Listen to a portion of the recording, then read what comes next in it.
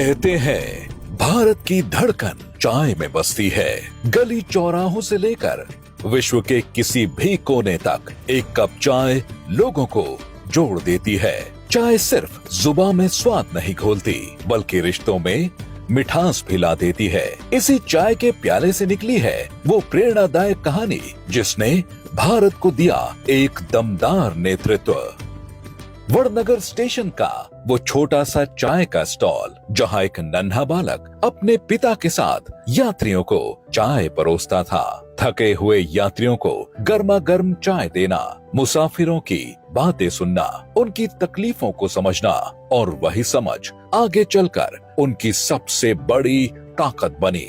ईमानदारी और परिश्रम से जीवन जीना, ये मूल्य उस बालक को विरासत में मिले थे और यही संस्कार उसके पूरे जीवन की पहचान बन गए। एक छोटे से स्टेशन का वो चाय वाला आगे चलकर बना भारत का प्रधानमंत्री। नरेंद्र दामोदर दास मोदी, ईश्वर की शपथ लेता हूं कि मैं 17 सितंबर 1950 को जन्मे मोदी जी ने मात्र 8 साल की उम्र में राष्ट्रीय स्वयंसेवक संघ से अपना नाता जोड़ा।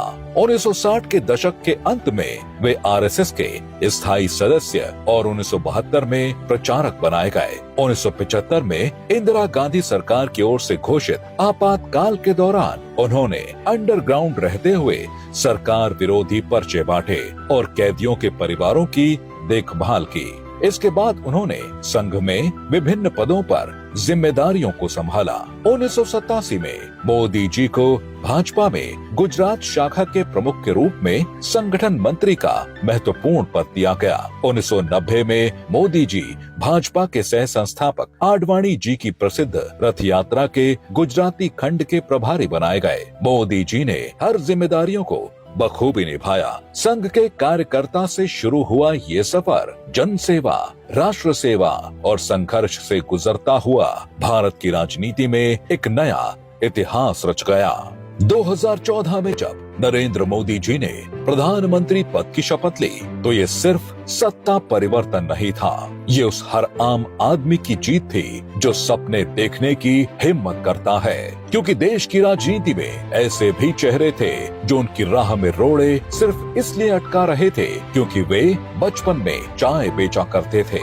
मैं आपको वायदा करता हूँ कि इस 21वीं सदी में नरेंद्र मोदी कभी भी देश के प्रधानमंत्री नहीं बनेंगे।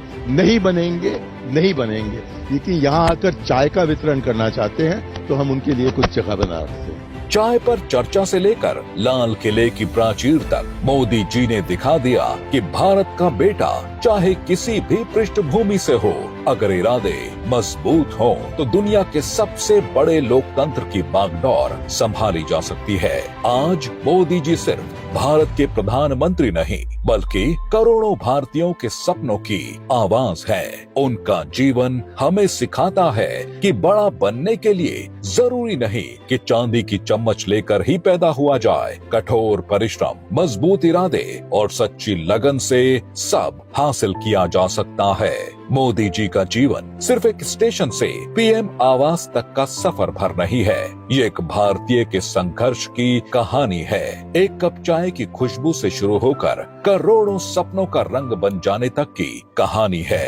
यही तो है सेवा, समर्पण और सद्भाव की मिसाल, भारत के बेटे नरेंद्र मोदी की यात्रा।